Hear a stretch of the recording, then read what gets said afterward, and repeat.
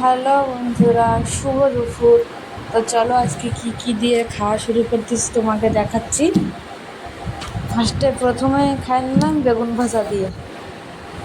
তারপরে অনেক দিন পরে ভিডিও ছাড়ার জন্যে তোমাদের কাছে ক্ষমা চেয়ে নিলাম। আমার এই এক সপ্তাহ ধরে খুব শরীরটা আমার খারাপ, আমার বাচ্চার খারাপ, ওই জন্য তো টাইমসে খাওয়া দাওয়াই করতে পারিনি। আর ভিডিও তো অনেক দূরে থাক, ওই জন্য তো ভিডিও আর আপলোড করতে পারলাম না।